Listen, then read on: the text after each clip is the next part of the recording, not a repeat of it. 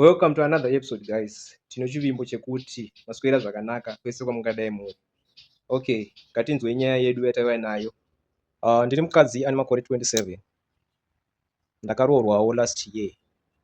Ndinoziva kuti ndakagara ndichiratidza vanhu picture isiririyo nekuda kwemarriage yangu. Vanhu vazhinji vanondiona semukadzi akatambudzwa. Vedu wei ndakaramba hangu murume wangu but zvinhu zvakaoma. Ndafungidzira kuti pamwe zvichandiitira easy kuti ndinge ndichizowanana nemumwe munhu kudanana naye but it's not as easy semafungiro andaizviita. So what happened is kuzova kwandakaita single mother, ndakagara ndichitaura kuti ndiri proudly single mother, kuti ndiri mukadzi akazvimirira, kuti murume haana basa muupenyu hwangu. Asi chokwadi ndechekuti ndakanyeba, ndakazvinyaradza nenhema. Handina kumboramba nekuti murume aindishungurudza, aindida, aindichengeta, akandipa zvose zvandaida. Asi ini ndakamutadzira, ndakava mukadzi asina kuzvibata, ndakanyengedzwa nezvinhu zvidiki diki, ndakatsauswa nezvinhu zvenyama. Murume wangu akandibata akandiendesa kuno kwandakabva, kunova kumhuri kwedu, ndokundisiya ndichichema. Handina chandaigona kuita, ndakanga ndakatadza, ndakamuhurira. Asi ini handina kumbobvira ndareurura pane vanhu vese vanonditeerera. Ndinoramba ndichiti ndakaitirwa hasha, ndakaitirwa utsinye. Ndinoziva kuti handina kumbobvira ndataura chokwadi. Ndinoziva kuti upenyu hwekuva mukadzi akarambwa hauna rugare. Handizive kuti ndichawana mumwe murume here, handizive kuti ndichatendwa zvakare here. Asi ndinoziva kuti ndakanyeba uye ndiri kurarama munhema dzandakagadzira kuti ndizviponese. Vakadzi, regedzai kunyeba. Murume akakosha, rudo rwechokwadi rwakakosha. Ndinongoti ndakuzviziva manje kuti murume anodikanwa muupenyu hwemukadzi, especially kune vaya vasingagoni kugara vari vega. Asi chandinongoda kukuudza ndechekuti ukaona murume anokuda usamutambise, mudewo semadewo aanenge achikuita. Ndiyo inyaya yangu yemukoma. I hope vakawanda vachanzwawo advice yangu yezvandakasangana nazvo. It's a sad story, but anyway, tinokutendai nekushare nyaya yenyu, but nyaya inosiririsa, but iri bhopa kuti pekupedzisira payo ine a little bit of advice. So at least vakadzi vari mudzimba, you can learn from this one. Nekuti vakawanda vari kudadira dzimba, then unozozviona vabuda kuti ndiyo yanga itori marriage yangu iyi, ndaifanira kunge ndakangogara. Nyaya yedu inotevera yakamira yakadai. Mukoma chitupavigai please. Asi ndapota, don't trust anyone nemari yako. Ndakashanda John gore rese ndikaunganidza mari ndikatumira amai ndichiti vanditengero stand, vakadya havo mari yese. Vakagadzira pamusha pavo nekuzvitengera mudziyo, ndikazovati ko how far ndaida kuona mapapers kuti vatenga here or just a picture yenzvimbo, asi vakangotsika-tsika. Pandakazoenda kumusha ndipo pandakazobata chokwadi, vakutobuditsa misodzi kuti ndanga ndashandisa mari yako kana sendi zvaro rakasara, ndikunzwa kurwadziwa.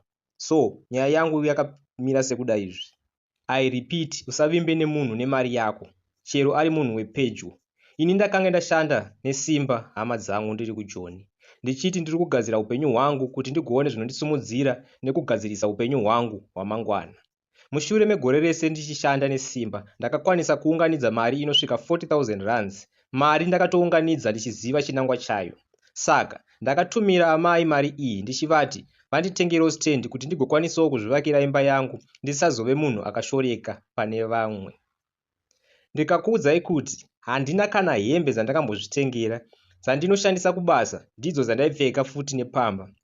Zvipfeko zvemukati ndakangotenga 3 chete. Mabra handichatotauri, gore rose mufunge, I think nekutodarikidza. Chikafu ndaingodya chandaitengerwa nemurungu, rent hapana nekuti ndaigara pabasa. Mari yemwana ndaitovatumira every month nekuti ndine mwana ari kuprimary ari kuita grade 2. Ndakange ndine chivimbo chokuti mari yangu iri kuenda kunovaka ramangwana rangu, asi amai vakasarudza kuita zvimwewo vasina kundibudira pachena. Vakashandisa mari yese kugadzirisa musha wavo uye kuzvitengera mudziyo yavanoda.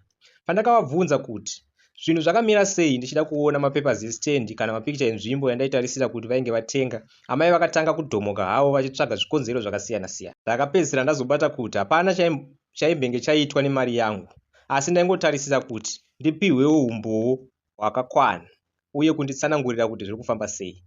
Zvisinei, mwedzi waDhisemba ndakazoti regai ndizviendere kumusha kuti ndinyatsoona ndega kuti zvainyatsofamba sei kumusha ikoko. Ndipo pandakazoona chokwadi chese, mari yangu yese yakanga yashandiswa. kana nyadzi yekuti munhu anozokuudzawo kuti ndasiya maybe 5000 kana 3000 painge pasina zvese izvozvo. Amai vakabvuma havo vachichema vachiti vakashandisa mari yacho yese uye hapana kana imwewo yavainge vakaisa pasaidhi zvekuti chikafu chaitove chishoma mumba. Just imagine. Ndakanzwa kurwadziwa zvakanyanya ndichiona kuti kushanda kwangu kwegore rose kwakanga kwapera pasina chandawana. Izvi zvakandipa chidzidzo chakakura chekuti mari yako imari yako. Kana wafunga kuzviitira zvinhu zvako, ita wega. Usazocheme nevanhu mangwana. Kunyanya kana uri kunze kwenyika uchishanda nesimba uchitarisira kuti vanhu vari kumusha vachakuchengetera mari yako kana kuishandisa nenzira dzaunenge wakatarisira kuti igoshandiswa nadzo. Saamai ndakavaregerera hangu, asi ndakarwadziwa. Zvinogumbura zvandakaitirwa hama dzangu. Izvezvi ndakatangidza kuti 1 futi kusevha.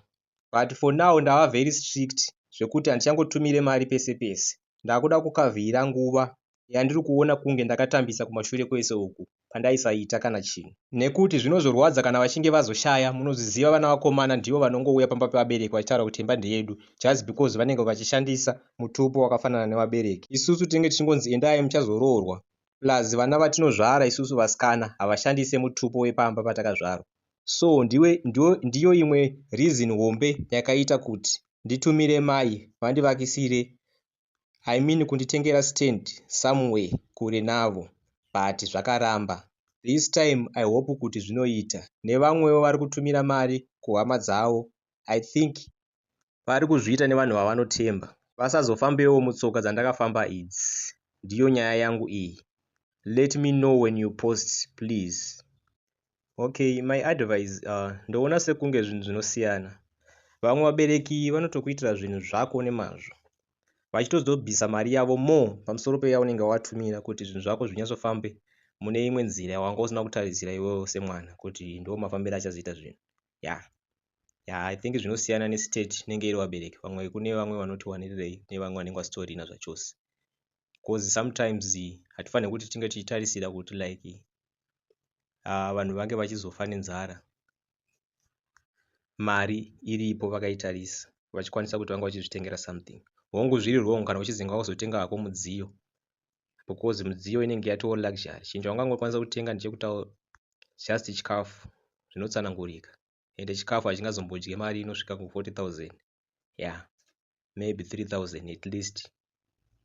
That is my advice. Tokutenda nekuteerera guys, tosangana zvakare pane mamwe maepisodes nemasegment atichazenge tichizoposta.